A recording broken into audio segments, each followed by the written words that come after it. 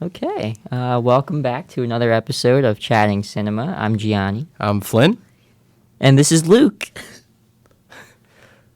No, not going to say anything? Hi, guys. Oh, there it is. There. Delayed Delayed interaction. introduction. He's there. here. Yeah. Today we're talking about our top films of the decade. So I figured we'll kind of go around the room here and pick one for every year. That was the rule. Yeah, this was so difficult. Yeah. So hard. I think, like, disclaimer, at least for me, I have picked a single film from each year, but as I was looking, this was so incredibly hard, and so many amazing movies come out every year. So this is, subject to change, I don't know, depending on the day, but I just picked one film from each year of the decade that I knew I absolutely loved, and that I'd like to highlight. But Yeah, I think it's a good thing to preface saying, like, this isn't like our 10 best movies of the decade. Right. It's like our 10 personal favorites of Yeah. each year. it's so hard, especially this decade. We've got, like, amazing Star Wars movies. We have great, like, MCU movies. The MCU kicked it into gear and started releasing, like, 3 a year, and I've Overloaded our poor brains. Yeah, exactly. So there's a lot of movies to love every year. So, but gotta pick one. So Yep. we're on to it. So starting off with 2010, and by the way, there is some overlap here between the three of us, I think, with a couple of these A little years. bit. Yeah. So I know for 2010, Flynn and I, we both picked The Social Network, directed by David Fincher, written by Aaron Sorkin. It's the film about Facebook and the Indeed. birth of Facebook and Mark Zuckerberg. And still timely today, I Yes. think. Oh, yeah. Even though it's not my pick, it was narrowed down as one Yeah. of my Yeah. picks. So. Sometimes it feels more relevant today. Yeah. The Social Network. Yeah, especially because all the debates with the government now Yeah. stepping in, it's crazy. And like, I'd be interested like 10 years from now to see like a Social Network, not sequel, but like let Jesse Eisenberg play him again and do like the court cases and stuff. Like that would be kind of For cool. sure. I know there's been sort of discussion behind the scenes about whether to continue it, and Aaron Sorkin wrote a New York Times op-ed to Mark Zuckerberg, a little letter. But this was as I just got done saying how hard this was. This was the only easy pick for me, not because 2010 didn't have amazing movies, but I absolutely adore The Social Network. It's my favorite movie of all time, so that's what made it kind of an easy pick. I think that everything about this movie is perfect. I mean, the Trent Reznor, Atticus Ross score, the performances, like, The Social Network is just, like, precision filmmaking with everybody doing their jobs to the best of their abilities, and I absolutely love it. Yeah. Luke, what was your pick? So my pick for 2010 was Scott Pilgrim vs. the World. Excellent. Because that was like I had seen Edgar Wright's previous movies, but it was like I didn't know who Edgar Wright was. I watched Scott Pilgrim vs. the World, and I'm like, this movie hits different. Like, I know it's not the best movie. It's a very campy, cheesy love story that's like just filled with video game and indie references. Yeah. But it's easily the movie I've watched the most in my life. Sure. Like, I've watched it way too many times. I can quote the entire thing. And just from all the levels of filmmaking of how much fun the cast and crew seem to have making it, to the movie itself just being incredibly fun. Like, here we are 9 years, almost 10 years later, and I'm still watching it like all the time. It's bad how much I watch that movie. No, Scott Pilgrim is so good, and to your point about rewatchability, it's one of those, like, if somehow it's on the TV, I'll put it on, but when you scroll past it on Netflix, it's hard to scroll past. Exactly, yeah. Because it's such a fun ride to go on, and talk about, like, collection of talent. Oh my on goodness. screen. A lot of actors before they hit their primes. I mean, Chris Evans was in it. I mean, Michael Cera had kind of been in a lot, but like not really yet. Mary Brie Elizabeth Larson. Winstead. My queen, you mean Brie Larson? Yeah, Mary Elizabeth Winstead, and like even like side ones. Who played the Third Evil X? He became Superman, right? Yeah, Brandon Routh. And then he Brandon also Routh is was in it, yeah. Adam in the Yeah, DC and- shows too, and he's also in movies too, which is Yeah. crazy to see all these young, because they were pretty young when they Yes, did this. yeah. And Edgar Wright, too. Yeah, Good Edgar Wright. director.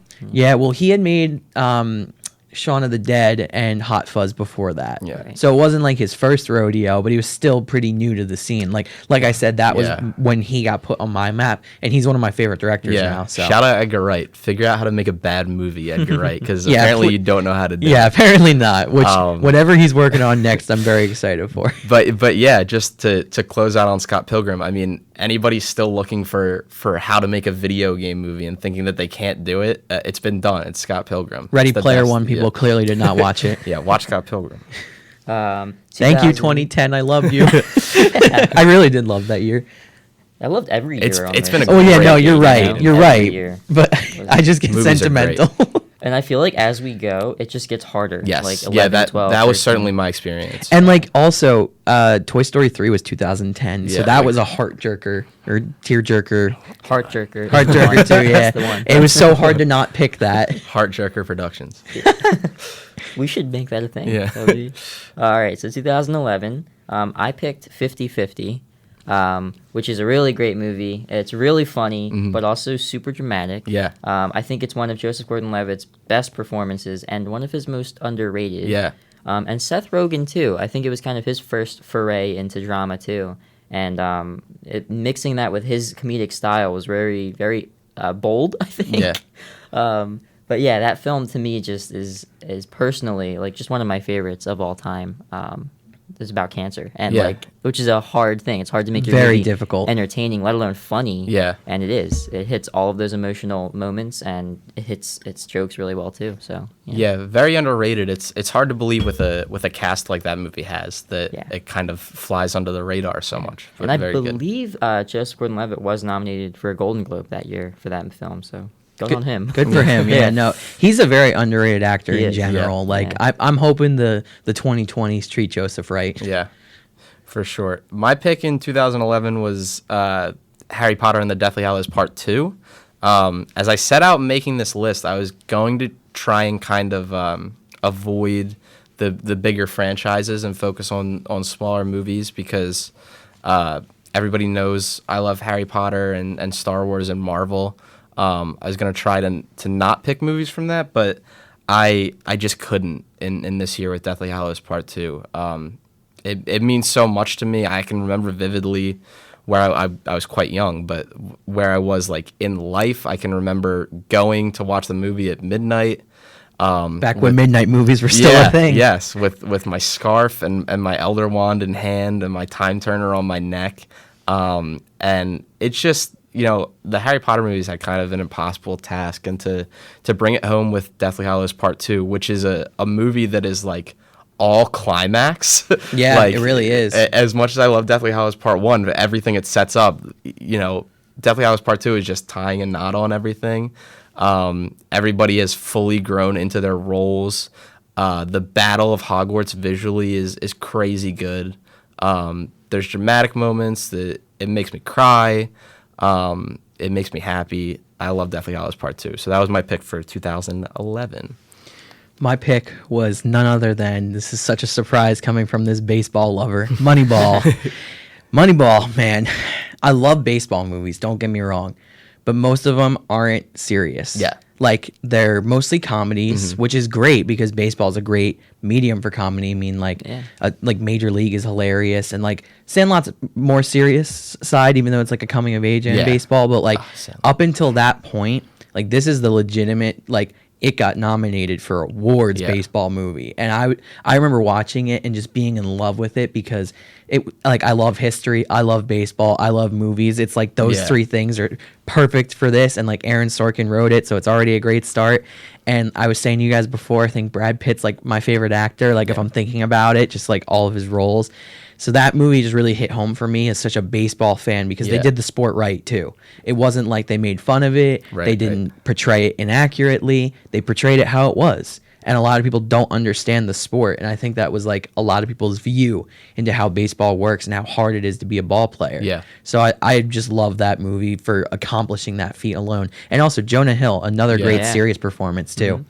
Yeah, I have to say, like, I'm not somebody who is really into sports, and that movie got me into baseball, Yeah. you know, and it made it like understandable for me too and digestible. Yeah, Everything yeah. that they were saying, I was following, and that's somebody who doesn't really watch a lot of baseball, football, whatever. That's it may be. exactly why this movie's great. Yeah. That's it's so exactly sharp, it. And it's going to yeah. stand up. It's going to hold up Yeah, over for time sure. too. And you mentioned that it's also like a hard-hitting drama. It's Yep. about a father and a daughter. Yep. And, Yeah. and how that relationship And a is- struggling in the workplace Yeah, too, as yeah. simple as that. Like, it's crazy. Yeah. And like media hating him, like that's Yeah. where it Yeah. gets to be sports. But because I mean, every GM has a hater. Yeah. All right, going into 2012, I picked Skyfall. Hard to not pick that. Yeah, Daniel Craig's third Bond film, and a lot of people say it is his best. I don't think that's very far-fetched. I mean, Casino Royale, but Yeah, Eh. it's super good. Sam Mendes, his first kind of action movie, and now he's coming out with 1917 this year, so he's not come a ready. long way. I'm not Yeah. mentally ready. No one is. I love Skyfall. Really great. I picked Skyfall. Oh wow. Yeah, echoing sentiments. Skyfall is so good. It's such an interesting, we've discussed this before on the podcast, but such an interesting sort of deconstruction of James Bond and who he is as a character, and an examination of his place in culture. It's so insane they were able to pull that off while also making like a really solid like James Bond action flick and just like traditional things about James Bond in this movie. Towards the opening, when James Bond has his train sequence and he's just like jumping around and like, but also fixing his like cuffs, I love that so much. It's just like they do the quintessential James Bond and then they shoot him, and it's crazy. And Skyfall is so good. I love Silva as a villain. I love how he flips certain things about who Bond is onto him, and sort of that like relationship between them. Skyfall is really great. Yeah, and we definitely, in that film, we also really get to see Bond's background, which is not something that's really looked at in other Bond films. I don't think it is at all. Yeah, it isn't, yeah. Ben Whishaw as Q. Yeah. Like, Oh, it's yeah, so good. Judi Dench Yeah. as M, her last time. That was, yeah. That was sad. Yeah. Yeah.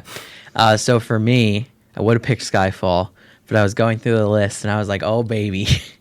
I saw Django Unchained on there. It's like hard to remember the years for all these movies, Yeah. and then remembering like what we're doing right now. We're kind of picking them like what they had to do for awards and Right, stuff. Just right. like, oh my god, how did you pick between these? But the reason why I went Django was because westerns died for a reason. They were oversaturated, too many. They were just all over the place, and like then they just got ridiculous and all that. But Quentin Tarantino grew up adoring westerns, and you knew he wanted to make a damn good western. Yeah. And then he did. He followed through with it. He got an all-star cast for Yeah. it, and I think one of the best westerns of all time. Yeah. And the lead character is an African American male. Like that's crazy. Like imagine telling like Sergio Leone, Yeah. like Yeah. one of the most famous westerns ever is going to be led by an African American male, and like shout out to Jamie Foxx. What a Yeah, great actor. great performance. And then, like Christoph Waltz as the German, amazing. Leo smashing his hand on glass and bleeding for real. Yeah. Like just the more I think about this movie, like I'm probably going to go home and watch it. Yeah. But like Yeah. I just think that it was such a great movie, and also it was a love letter to filmmaking for Tarantino. Sure. Like not that all of his movies don't feel like that, but you can tell like that and like Once Upon a Time in Hollywood where like he loved movies so much, Yeah. and these movies show why he loved movies, and I think that's cool. Yeah, for sure. I think that's one of Quentin's most colorful films too. Yeah. Oh, Like, yeah. Just the color palette of it was so beautiful to see. Yeah, and the soundtrack, Yeah. amazing. That opening, Django. Yeah. Going into 2013 now, my pick is Prisoners, directed by Denis Villeneuve. I think Hugh Jackman and Jake Gyllenhaal give career best performances. Just going back and like listening to the stories that they tell about that film, the making of it. I mean, Ryan Gosling at one point was in the running to play Jake Gyllenhaal's role, and then Gyllenhaal obviously got it. And you hear so many things like he developed this nervous twitch that was just kind of improvised. Like that wasn't part of his character. I mean, there's so many things about that film, and Denis Villeneuve directing it are so compelling. And the film is also really good. Yeah. It's super dark though. It's a Yeah. hard watch. It's about a kidnapping of two girls, and it's yeah, very dark and haunting. It's haunting, but it's shot so beautifully. Roger Deakins is a longtime collaborator, I think, with Denis. They'll be working on Dune together. Yeah. Can't wait for that. Blade Runner 2049 was super good. Yeah. I love Prisoners. I think, like I said, best performances, I think, from Hugh Jackman and Jake Gyllenhaal that I've seen. So. Yeah, Prisoners is so good. My pick for 2013 was Short Term 12. It's a smaller movie. I think that it flew under the radar a little bit. I didn't even know it existed. Yeah, which I feel bad now. But yeah, it's so good about Brie Larson plays a counselor, and the collection of talent in this movie is just like absurd. Looking at the cast here in 2013, I mean, Brie Larson is in it, Rami Malek is in it, Lakeith Stanfield, Caitlin Devers, and they're kids, and they're kids in the movie. And it's one of these like indie, like slice of life, smaller films, but it's so emotionally impactful. It's so good. Again, like Prisoners, at times, a difficult watch, a sad watch, but I mean, ultimately it leaves you feeling better at the end of it. And I think that it's a really impressive, smaller movie and my favorite of that year. So I like 2013 because we all went with smaller movies that kind of flew under radars. So my pick is The Spectacular Now, first A24 movie I ever saw. Fun fact that it's theirs. A lot of people don't know it's theirs because that was before they were like super known. But that movie is like one of the best coming of age stories I've ever seen. That's my bread and butter. It's my favorite genre, and I think that that's one of the best ones ever made, because it tackles like teenage alcoholism and like that stemming from like abusive parents, and like Miles Teller puts on such a real raw performance in that movie, and so does Brie Larson, which I mean she had a great 2013 clearly, but that movie is just so well done. Like I said, it covers alcoholism. One of my favorite aspects of it is every time somebody takes a drink, the sound of the movie goes away, and it's like it's haunting. Yeah, it's just like you see, it's like a poison, and they're all these kids are doing it, and like they're abusing it. I'm just like, what? Like the first time I watched this movie, I was like taken aback at how well done it was, and I feel like it flies under a lot of people's radars. Yeah, like because Miles Teller is just like such a great actor, and the man just gets all the crap because of the Fantastic Four movie. Like he didn't choose that. Like he did a good job for that, but that's a whole other topic. But and Shailene Woodley is really great in that film. Agreed. Too. Yep. And I just think that so many coming of age films can come off as like over the top, like that's a Hollywood movie, but The Spectacular Now is a perfect example of like we probably knew some of those people in high school. Yeah, that's the other thing is like the characters were so well developed, but you didn't really get to know a lot of them. Yeah. You just met most of them, and you were like, I knew a person like that, or I was that person, you know? And that's one of the coolest things, because I love the over-the-top campy coming-of-age movies, too. Oh, yeah. Like, they're fantastic. They're so fun. Like, I mean, I would even say Booksmart's like that, like, just over-the-top. So but a movie like The Spectacular Now is so relatable to people. Whether or not you lived that or not, you can at least see the struggle, and I think that's really beautiful. Yeah. Moving into 2014. It's getting harder. Yeah, this was a hard one, 2014. I picked Guardians of the Galaxy. I think this was a huge risk for Marvel. Yeah. This was kind of their first foray, getting away from the characters that we all know and love at the time, like Tony Stark, Captain America. They were introducing a group of characters that really no one knew, I don't think, unless you read the comics. Exactly. They didn't even have a cartoon. Yeah. They weren't even popular. Then, it wasn't a popular comic. The versions of that movie are different. Yeah. So. And then on top of that, it's a space quest, like, which is huge, and the film at times can feel like psychedelic and just way over the top and crazy. And I want to say too about the cast of that movie.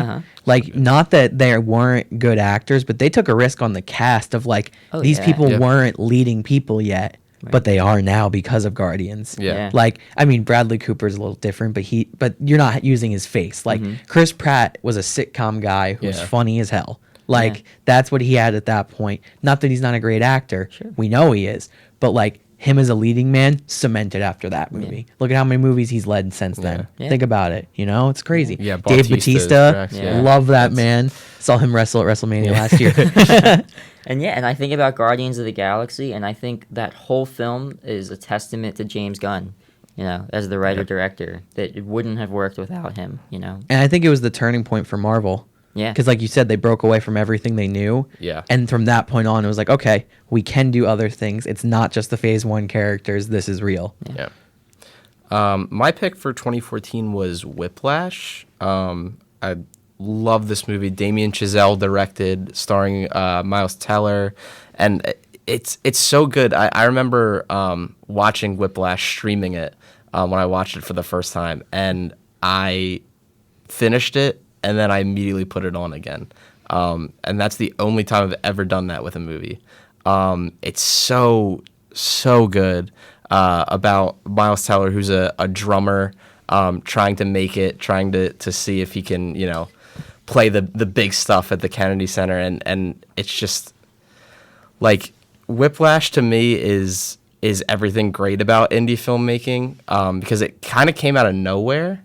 Damien Chazelle had made a short film with the same premise, and then turned it into a feature, and I think it was kind of like not on a lot of people's radar, and then it came out and was like an Oscar contender, and like I said, 2014 was really hard. It's one of my favorite years in film, like, period, but Whiplash just edges it out for me. So to keep the listeners on edge, I picked one of the movies you guys picked. Oh. Ooh, I love overlap. So I picked Whiplash. Yeah, yes. Nothing against you, Gianni. I love Guardians as well, but fun fact, I grew up a drummer. I don't know if you guys knew that. So when I heard Breaking they news. made a movie about a drummer, I was like, I'm in. And they were like, and J.K. Simmons is his mentor. I was like, I'm in. That was my first time ever seeing Miles Teller in a movie. I didn't see Spectacular Now until after that. Right. After seeing that, I was like, who is this guy? Then I went back to it. But back-to-back Miles Teller years for me, another one of my favorite actors. That movie is so real for a lot of musicians, and a lot of people don't understand it. To all the people who say they don't deserve letter jackets, to all the people who say like they're not a sport, that's music. It's not always as exaggerated and crazy as J.K. Simmons throwing stuff at you, but like the dedication musicians put into their craft is captured in that movie. And also, I would say that's really Damien Chazelle's first movie. Yeah. Like he had that short before that, but that was his first movie. Yeah. And to go from like short films to winning Best Supporting Actor Oscar, like that's incredible. And I think that movie's going to hold up for a long, long time. Yeah. Just how much of a lock J.K. Simmons was for Best Supporting Actor. Yeah. It was like They nobody knew. else had been They knew. nominated that year. Yeah. And I think that really kind of relaunched his career. Yeah. Oh, yeah. Because post Spider-Man 2, he was in a lot of supporting roles. Yeah. And to an extent, like, they were really good. But then he was the farmer's insurance guy. Yeah. So, that film to come out was a huge surprise. And what an explosive performance from him, too. Yeah, Like, and like you said, it was good for him, but also that helped Damien Chazelle's credibility. Yeah, kind of legitimized. Because you had that like known actor in your movie. Because Miles Teller had done a couple things at that point, but like that he was the star power. You know? Right. Not my tempo. That was so hard. That was such a hard year. Yeah. Shout out to the Lego Movie. 2015 was another really tough year. Yeah. At least for me. I mean, we had like The Martian, so many other movies that came out that year. But I picked Steve Jobs. That is my favorite film of all time. Directed by Danny Boyle, written again by Aaron Sorkin. He's on this list a little earlier. Yeah. It's my favorite movie of all time. Michael Fassbender was, I think, the perfect casting for Steve Jobs, and also the most controversial at the same time. It's like, really, Michael Fassbender? Yeah. I want to see him in more movies. Me too. He's a talent. He's great. Kate Winslet is in there. Seth Rogen also. Yes. A dramatic role from him. So good as Steve Wozniak. Wozniak. Jeff Daniels is in the film too. He has this crazy screaming match with Fassbender at the midpoint of the movie, which is, to me, it's the best scene in the film. Yeah. But I just think it was such a risk for the studio to greenlight that movie because of the way it was directed and the way it was written. It's told in a very interesting way. It's exactly 3 acts, exactly a half hour long each, and they're all told from the perspective of Steve Jobs before the biggest launches of his career, like the biggest product launches. And, there's a huge temptation anytime you make a biopic to do, like, let's show Steve in the garage. Let's show him growing up and going to college. Yeah. And we kind of got that with the Ashton Kutcher film in 2013, but wasn't very well received. Kutcher's performance was, but the film was not. But anyway, Steve Jobs, I think it was risky. I think it flew under people's radars. And I think you should go watch it. Yeah, if you have. yeah. I gotta respect that pick. Especially as you touched on, there's a Steve Jobs biopic that had been released with Ashton Kutcher, and Josh Gad plays Wozniak in that movie. Yeah, so just a few years prior. So like doing a different one and having it in that different way. It's a great movie. The script is so good. Performances are so good. And that structure, like you said, was a risk. But I think it really works for that movie. We love risky movies. My pick for 2015 was Inside Out, the Pixar animated flick. Listen, everybody listening right now, we know you cried at it too.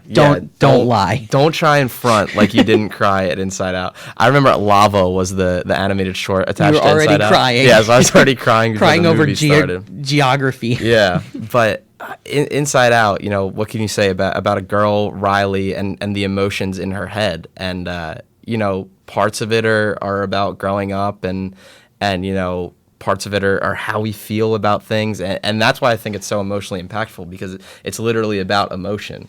I remember when the trailer was released, Sweet Emotion was the song they used for it.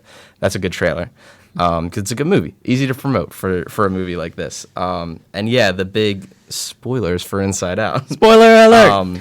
But when Bing Bong dies in that movie, oh my God, here we go. Yeah, it's one of the most emotionally impactful moments I've ever seen in any movie. I can just like revisit that moment, period, like out of context, and it'll still get me. Like, it's all about like growing up, and Inside Out is just so good, so flawlessly animated, so gorgeous. The color palette is insane, off the charts, incredibly clever. Yeah, super clever, super original and unique, and I just love Inside Out so much. So for me, I think 2015 was the hardest year to pick, because I was cool. looking at my list and I was like, wow, because like I wrote down the ones I wanted, like Ex Machina, Mad Max, Straight Outta Compton, The Martian, The Revenant. But my pick, Star Wars Episode 7. Oh my God, that movie. So that one, it's like not just the movie, it's the build up to the movie, the movie, the reaction, the theater experience, everything about it. Like, I saw it with my best friends from high school, and like our senior year, we had talked about, oh my God, Disney bought Star Wars, they're making a new movie. So then we all come home from college, our first semester, and this is the first time we're all back together again since graduating, pretty much, because summer was so busy, and we all see the new Star Wars movie together. And I was just like, this is beautiful. Like, the movie brought the franchise back exactly how it needed to be. I know Flynn fully agrees with this. 100%. But it had heartfelt performances. It directed amazingly by JJ. Another great score by John Williams. Yeah. Like, I don't think it's the best Star Wars movie. I think it's up there, but it's exactly what it needed to be when it needed to be it. And then it was just a movie-going experience for me of just... I just cried in the theater, just so happy to have Star Wars back. Yeah, Force Awakens was very close to being my pick, even despite all those great movies that you picked out. I know that a lot of people would pick Mad Max Fury Road as the best film of the decade, point blank. That was certainly up there for me. But yeah, Force Awakens, it's so much fun. Exactly. Again, speaking to like movies like Scott Pilgrim that you can just like put on whenever and enjoy. That is the Star Wars movie for me that I'm like, okay, well, I'm not gonna do a rewatch, but I put on Star Wars right now. It's Force Awakens because it's just a fun ride, and that sort of capped off that year. It was towards the end. It was the end. Yeah, so good. But then The Revenant came out after it, and I was like, oh my God, my brain! I can't take all these great movies. Yeah. Oh, 2015 was tough. Yeah. 2016 was another tough year. But for me, I think I kind of knew from the first time I sat down in the theater, and then going back 4 times later to see it again. La La Land is my favorite movie of that year. It's a film that I think is just through and through about passion and following your dreams, even when that's not always the easiest decision to make. It's a love letter to old Hollywood. Ryan Gosling and Emma Stone, I think, give really terrific performances, and they already had super established careers. And I think it was kind of a risk for them to go and make another movie together, but they did it, and you don't think that they're any of the other characters they played previously. Right. You believe that they are Mia and Sebastian, and that film is just, it's a musical, and it's also a hard-hitting drama. It's a comedy. It's so many of these things that mix together so well. My iPad keeps falling, but I love it. I love La La Land so much. It's very, very exciting. Very, very exciting. La La Land is so good. And yeah, to your point about risks, and Emma Stone and Ryan Gosling signing on for that, it's a musical. It's a movie musical. Yeah, it's not easy. I mean, I feel like the last time there was a truly successful one was like the 50s. Yeah. So and the opening sequence of La La Land is just like everything I love about movies. It's so bright, it's so fun. And yeah, La La Land is just like one of those movies where you like watch and you're like, oh yeah, this is why I love movies. Yeah. My pick, La La Land, was right there, but like the Academy, I picked Moonlight for the best picture this year. Similar to how you were discussing with Steve Jobs, it's told as a triptych. It's told in 3 distinct parts of Chiron's life, when he's a young boy, a high schooler, and a grown man, and it just kind of tracks this man's life as he grows in 3 distinct points of it. And it's so good. It's such a. I think it kind of goes under the radar as a coming of age movie. I don't think people discuss it in that kind of category. it is one, but you're right. Most people don't think of it that way, even though it kind of like point blank is one. Like, literally growing up. 100%, and about relationships and emotions that sometimes we want to suppress and we're confused about. And I think something beautiful about Moonlight and coming of age movies in general is it shows you walks of life you would never live yourself. Yeah. And this movie, I mean, the fact that it came from where it did, of just like a very small production, almost no budget, shoestring budget, to indie festivals, to I believe, didn't it win at Sundance? I think it did. Yeah. I think it, and then because of its win at Sundance, it got a release in theaters, which led to its Oscar win. Yeah. Which, I mean, that is like the filmmaking dream, is making a movie that means so much to the director and writers' lives, because it really did to them. Yeah, like and that moment on stage with La La Land and Moonlight was one. It's funny, but then when Oscar you think history. about it, like La La Land had no trouble handing that award over because they knew how beautiful of a movie Moonlight was. Yeah, for sure. Yeah, Barry Jenkins just poured heart and soul into this movie. Each actor that plays Chiron does such a good job. Mahershala Ali won the Best Supporting Actor award for it. It's just so good. So I picked La La Land because, like Gianni, I saw it 4 times in theaters. And each time I brought like 5 or 6 people to be like, you need to see this movie. Like, I've never done that before, where I was like, I go see the movie and I'm like, oh, that was great. Like, I'll tell people to watch it. Like, no, I was like, hey, like if you hadn't seen it, be like, let's go see it right now. Like, you already saw it. I'm like, no, I'm going again. Let's go see it now. Because, like I said, it's a movie musical, but I think it's the best movie musical ever made by far. I think Damien Chazelle grew up loving Singing in the Rain and all the other classics, and he was like, nobody makes them anymore the way they should be made. And he came up with a fantastic story. He casted the perfect people to tell it. And like, even J.K. Simmons' side role is like the angry manager. Like, I love that so much. But that movie just, it reinvigorated my love for film. And agreed. And 100%. In 2016, I was at like a pivotal point in my life where it was like I was just finishing community college and I was picking a school to transfer to, and I hadn't done any film courses or anything except like gen ed ones. So I was like, do I stick with movies? Like, is this what I want to do? And then on Christmas 2016, I went and saw La La Land, and it was just like a sign of like, this is what I need to do. I want to do something like this one day. That movie was beautiful. I still listen to the soundtrack all the time. It's one of the CDs I keep in my car. I buy CDs. And I just love that movie so much. It was beautiful, and it just makes me so happy. Just like you said, it's passion. And it doesn't matter that Sebastian's a musician and Mia is an actress. If you're passionate about something, you can relate to this movie. They're artists. Yeah. Damien Chazelle, make a not perfect movie challenge. Yeah, right. Yeah, I mean, and also make a not perfect movie challenge not about music too. He likes jazz. What can I say? You like jazz? You like jazz? That should be on our list of best movie of all time. 2017. Here we go. Flynn's going last on this one. This was another tough year, but for me, my favorite of the year was a film by Guillermo del Toro, The Shape of Water. Quite literally a movie about a fish out of water. Nice. It's really Well good. done. Similar to La La Land, I think it's a love letter to old Hollywood. And Guillermo del Toro, I think in a lot of ways, like Damien Chazelle, they both have this really great way of directing big moments in their films, and they can make it look like a really big Hollywood scene. But then they can also make things look so indie too, so small and personal. And I think Chazelle just nails that in all of his films, and as does del Toro. And I love The Shape of Water so much. Great performances too. Yeah. Yeah, so intimate, so good. Yeah. Shape of Water is great. I had a very difficult time picking 2017.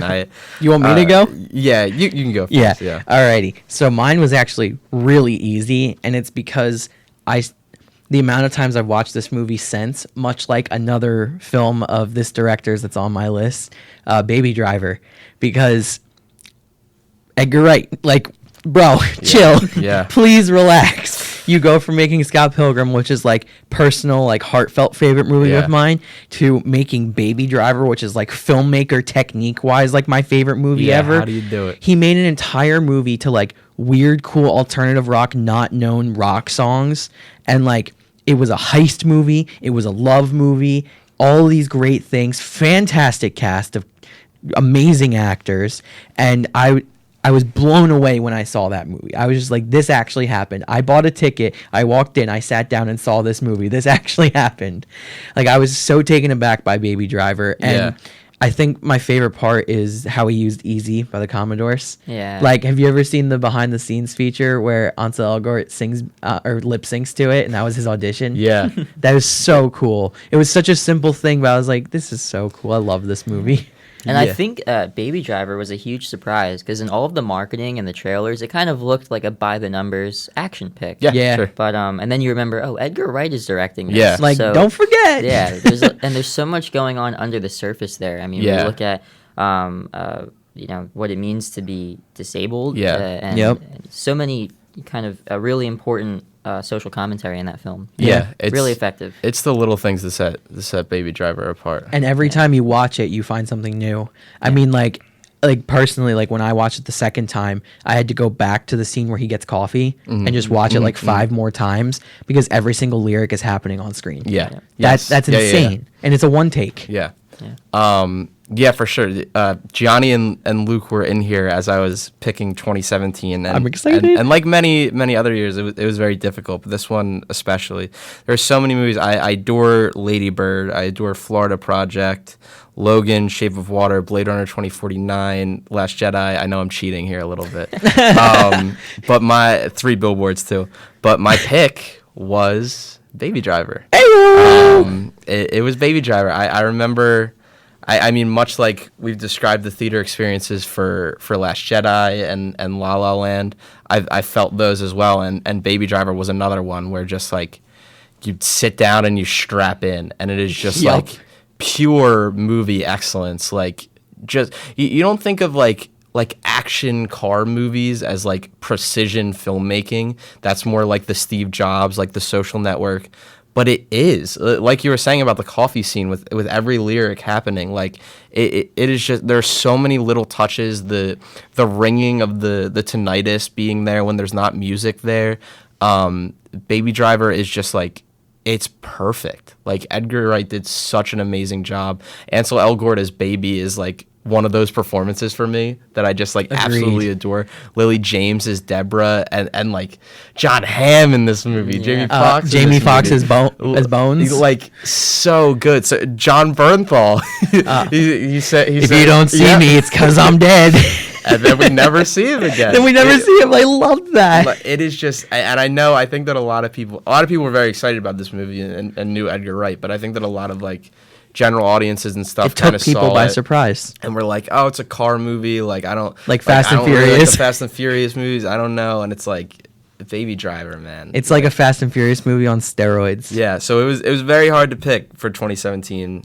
Big Sick too. Shout out. Flynn is just reading every movie that's come out that year. I'm cheating. I'm sorry, but Baby Driver was my pick, so I stuck to it. I did pick one. Yeah. So moving on into 2018, another really crowded year, Yes. right? I mean, we had movies like Black Panther came out that year, Infinity War came out that year, A Quiet Place, Black Klansman, Oh, Eighth this is Grade. such a good year. My personal pick was A Star Is Born. Great movie. Mission Impossible Fallout came out last year. I'm just about to cry thinking about A Star Is Henry Born. Cavill loading the fist guns. Yeah. Tom Cruise in a helicopter, like a real helicopter. Anyway, A Star Is Born is my favorite movie of 2018. I think this was on my radar from the second that I knew that Bradley Cooper was directing, that Lady Gaga was casted, and Bradley Cooper knocked this film out of the park, I think. From all of his jobs. Yeah, on all fronts. Yes, From, yeah. From a directorial standpoint to starring in the film. And To his even singing. Working on the script, singing, yeah. That was a shock for me. Yeah. Oh yeah, he's so good. I think people are still thinking about their song at the Oscars. I Yeah. mean, Shallow is a song. I mean, Yeah. Ken Steamy. Yeah. but just what this film did in its portrayal of depression and alcoholism, tinnitus is another theme that shows up here. So what you're Similar- saying, this is the Spectacular Now combined with Baby Driver. and then some. You And know, then some. I love A Star Is Born, and I think Lady Gaga is such a revelation in this film as an actress.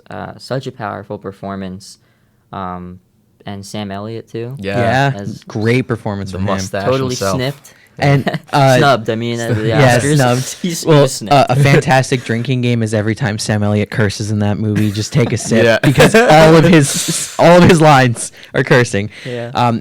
Yeah, it breaks my heart not picking A Star Is Born because that movie, like, I honestly thinking about it, like if I could pick a tie, 2018 would be my tie with the movie I chose and A Star Is Born because that movie just hits from every level of just the story being so real. You don't need to be famous to relate to this story. Yeah. It's a love story about people struggling and like struggling with personal vices, struggling with their partner's vices and like families and changing scenery. Like all these things are so real. And let's be real, a lot of people don't give Bradley Cooper credit. They don't think he's a great actor. Like people sleep on him. Yeah. And he is a great actor. I hope he directs more too. Yeah, I really me too, would me like too. that. And then Lady Gaga, a lot of people slept on her too. They were like, she's just a weird performer who likes to wear meat dresses. Yeah. Like no, like she is a phenomenal actor, and I'd love to see her take on another role. A true artiste. Yeah. Again, I said earlier when my pick was Deathly Hallows that I was gonna try and stray away from the big franchises, but I could not pick anything other than Spider-Man Into the Spider-Verse for 2018. Again, one of those movies where I remember seeing it with Gianni, and I walked out and I was like, are there any other showings right now? Are there any? It's like 11 o'clock. Like, is the theater closed? Can I go see it again? Because that's how good this movie is. And again, one that me as somebody who absolutely adores Spider-Man, whose favorite character in pop culture point blank is Spider-Man, kind of slept on it and kind of didn't expect a ton out of it. I watched the trailers and I really liked them and I was excited, and then everybody sort of like started seeing it and was like, this is so good, it will blow you away. I'm like, all right, and I'm reading all the hype and I'm worried I'm too overhyped, and you literally cannot overhype Into the Spider-Verse. With Miles Morales at the heart of this movie, it's such a good Spider-Man story. It's a good coming of age story. The animation is bonkers. It's so beautiful. It's such a unique style of animation that lends itself so well to telling a comic book story. All the performances are great. Nick Cage as Spider-Man Noir is one that stands out as a really fun one. It's beautiful. This movie makes me cry at so many different points, but also makes me so hopeful. And the What's Up Danger, like Miles rising scene when Miles finally becomes Spider-Man is just like, one of the best scenes in anything ever to me. So Spider-Verse, I could not pick it for this year. I'd like to amend my previous statement. I want 2018 to be a three-way tie between those two and what I picked, because Spider-Verse was so good. Yes. Like, I mean, after I saw it, I was just like, okay.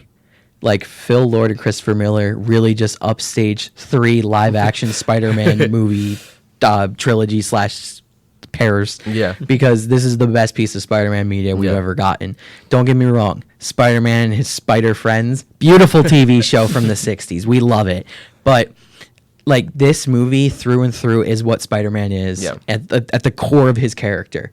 And it's the exact point of Stan Lee created Spider-Man because anybody could be Spider-Man Yeah. behind that mask. Yes. And yeah. that's why this movie was so beautiful, because one, why have the MCU not done the multiverse? It literally would allow them to make movies for the rest of time. Anyways, that's my little subtweet. But no, Spider-Verse is just a beautiful movie, from soundtrack to portrayals of characters to animation and everything.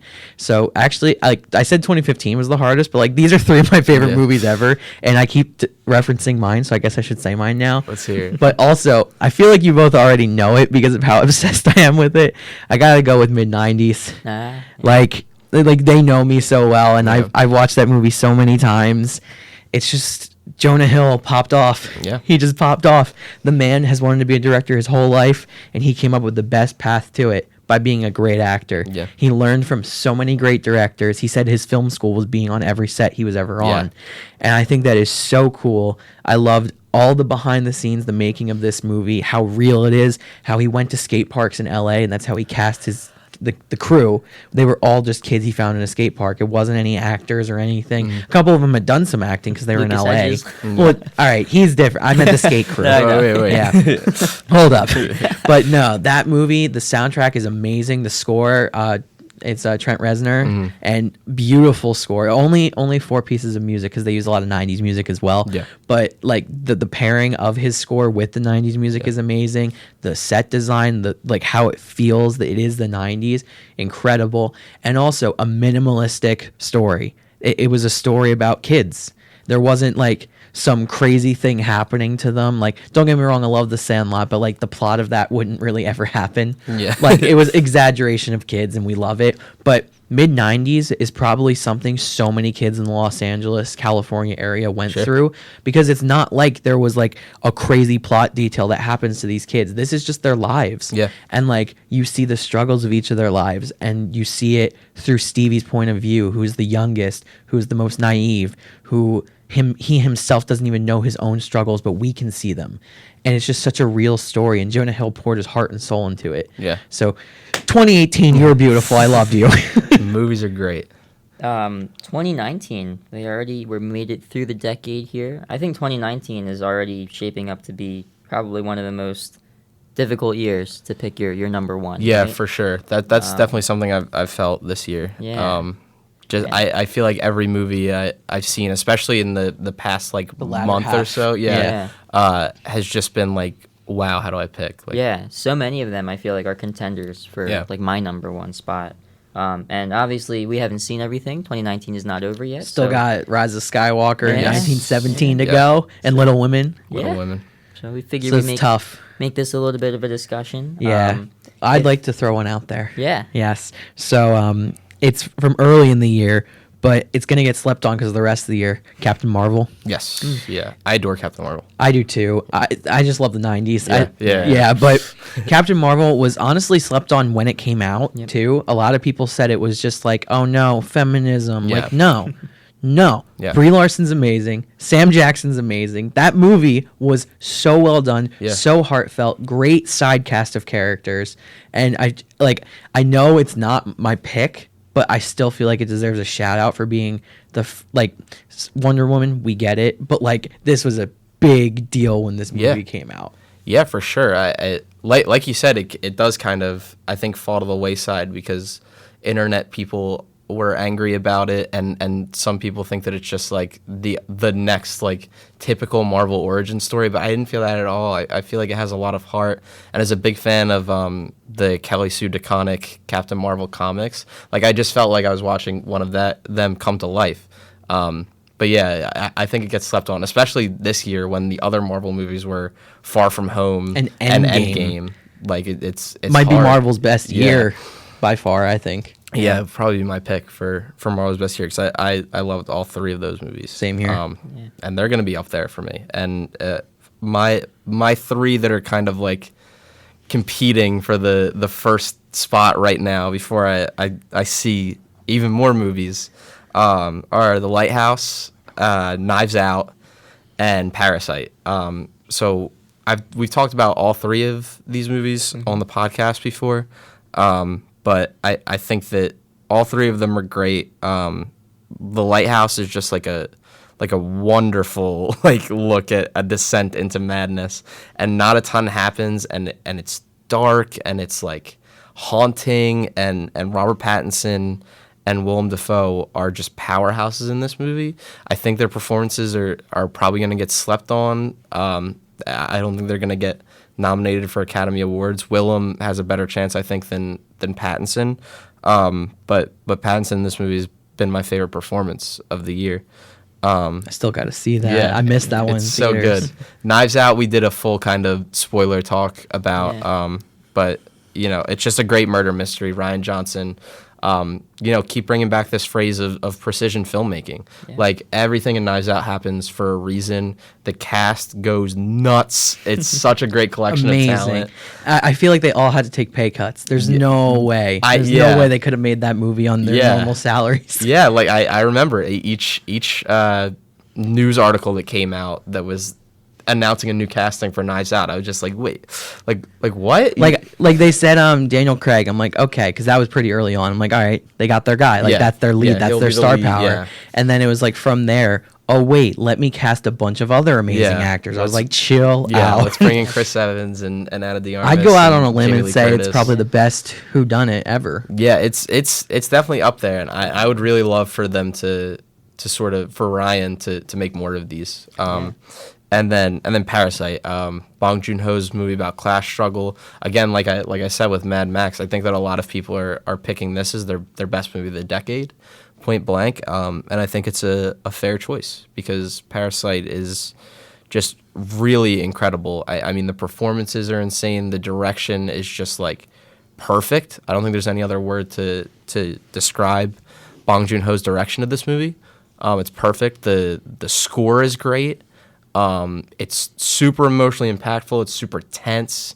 It's full of suspense. It's a great movie. Yeah. So those are the three competing. So for me, I have three, but one of them I'm gonna hand off to Gianni. Okay. Because I know we agree on it. But so my first is A Beautiful Day in the Neighborhood. Great movie. Just Adore. Came out of nowhere for me. I didn't really expect much from it. A Tom Hanks movie, I always know he will be good. Yeah. From that point on, I don't know. You never know. Yeah. But this movie hit home for so many people, what I should say. And it was beautifully done. The soundtrack was amazing. The filmmaking, the set design was amazing. And it had such a raw, real story of just that's what Mr. Rogers did for so many people through TV screens of healing people. Yeah. And this was a real case of us seeing, and it's based off a real story, which is phenomenal. Yeah. I think it's a great movie, and it really hit my heartstrings real good. I agree 100%. Then I think what is going to be my pick, unless Rise of Skywalker 1970 changed my mind, is Once Upon a Time in Hollywood. Mm-hmm. Quentin's best movie by far, I think. And that's a difficult thing to say, for sure. Yeah. But with a powerhouse duo of Leo and Brad, like Quentin has said so many times, he feels blessed to have gotten them to act in the same movie alongside each other. Yeah. And like they both took pay cuts to do it. Like it's insane. And the movie is just a love letter to Hollywood and what makes it great and what made it terrible. Yeah. And Quentin made it very clear that Great it wasn't all great. And like a lot of people are afraid to say that. And like he grew up watching so many influential great filmmakers, and I love how he can like make love letters to their styles without copying them. Right. And that movie, it's like almost segments feel like it, like when it, like the Bounty Law episode or like the Lancer episode or like putting Leo into old classic movies, like just things like that is so cool to me. Yeah. And like that movie just I loved it. I've watched it like 8 times this year so far. But then where I'm gonna pass the baton, Marriage Story. Good picture. Yeah. When we did our tentative top 5 list a couple of weeks ago, I was pretty set about Ford v Ferrari being my number 1 of the year. And I mentioned I still have so many to see: 1917, Little Women, Star Wars, Beautiful Day in the Neighborhood, just to name a few. And then I saw Marriage Story. Yeah. Noah Baumbach's movie about divorce. And this isn't his first film about divorce. He made another film called The Squid and the Whale, starring Jeff Daniels, Laura Linney, and Jesse Eisenberg, which I think really flew under people's radar. Yeah. I think it came out in 2009 or maybe 2010. But Marriage Story, it's on Netflix now. I watched it at home, and similar to what you guys were mentioning about Spider-Verse and a couple other films, like, I finished it and I immediately wanted to start it over, because it's an experience. It's a 2-hour movie, and it just kind of it feels like flies by. Yeah, but also at the same time, it feels like it's moving at a turtle pace in a good way, And Scarlett Johansson, Adam Driver give, I think, probably the best performances of their careers. And they're getting a lot of recognition for it already this year in the awards season. But there's so many moments in the film that I feel like you should leave the room, because you kind of feel like you're looking into these people's lives, and like you shouldn't be there. It's not your business, right? Yeah. And I think that on paper, and I've seen some hot takes on Twitter, that this doesn't sound like a very relatable story. Yeah. The divorce of a successful director in New York and an aspiring actress in Hollywood. But that's not what it's about. Look past the careers and see the people. That's the point. Yeah, it's humanity. I think anyone, if you have parents who are married, parents who are divorced, or if you've been through divorce, you can find scenes in this film that are probably very, very similar to what you've been through yourself. And I've also seen takes that are like, I don't want to watch this movie because I'm scared. You know? I'm pretty sure at one point Laura Dern's character literally says, like, who cares that your soon-to-be ex-husband's a director? That's the point. Right. The point is that he's a person too, and for so long Scarlett Johansson's character like put herself through things. I don't want to give away too much because it's on Netflix, and like after listening to this podcast you should go watch it. Yeah. But I Gianni told me to watch it, and like I know, like, there's you get recommendations from people all the time, just like, oh, you like movies, right? Watch this. But when one of these boys tells me to watch something, I know it's worth watching. And I remember I was just like, oh my god, like after watching that movie, I'm like, how did Netflix win this one? Like, how did this not go to theaters? Because this would have made bank. Yeah. Especially this time of year too. Yeah. And I think the thing that makes it such a compelling movie, and one that I think rightfully is getting all the recognition right now in the awards shows, is that it's forget where I was going with that. That's what it does to you. It's what it does to you. No, it is. It is, Yeah. absolutely. But what I was going to say is that no one is wrong, right? Yeah. That's the thing. hardest part. Yeah. Because like it's like a human thing to be rooting for somebody. Yeah. And I found myself changing sides between Right. oh, I'm with Scarlett, oh, I'm with Adam, oh, I'm with no one, like every scene, like something would happen, and that's life. Like you always see things from your point of view, but this movie shows you all the points of view, and that's why it's crazy. Yeah, and it also, I think, perfectly shows that when two people are going through a divorce, it's not just the two of them. Your family's going through it, your parents, your friends, kids, your coworkers, friends, everybody. Everyone goes through it with you. Yeah, and just like I haven't gotten to see it yet. Within the next couple days, I will watch it. I'm super stoked. He just sees me and Gianni staring at him. I'm super excited to see this, but just to touch on the people saying I can't think of anything less relatable.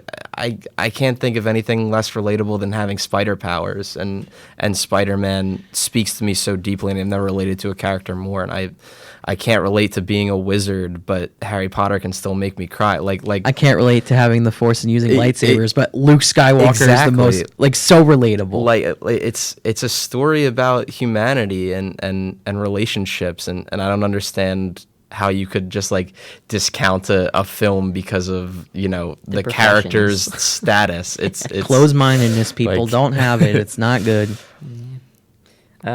So many films left to see in 2019, but I think that wraps up our top films of the decade. It'll be fun to do like a follow-up episode after the Oscars where we just like definitively say what our favorite 2019 movie is. Keep an eye out for that because we'll mention our favorites of the year in that movie, maybe a top 5 or a top 10 for sure. So that'll be on the way.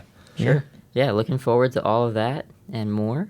Thanks for listening and thanks for watching. I'm Gianni. I'm Flynn. I'm Luke. Thank you, as always, to SSTV for allowing us to use the equipment and recording there. It's always greatly appreciated. Yeah, you can find us on Spotify, YouTube, officially on Apple Podcasts now at Woo! Chatting Strap Cinema. in. Yeah. Look Feel at these free boys. to Look at rate them. us on there. Give us a nice 5-star. Yeah, That'll please. help us It'd be appreciated. get up there on the charts. So yeah, we'll see you next time. Yeah, thank you so much for listening.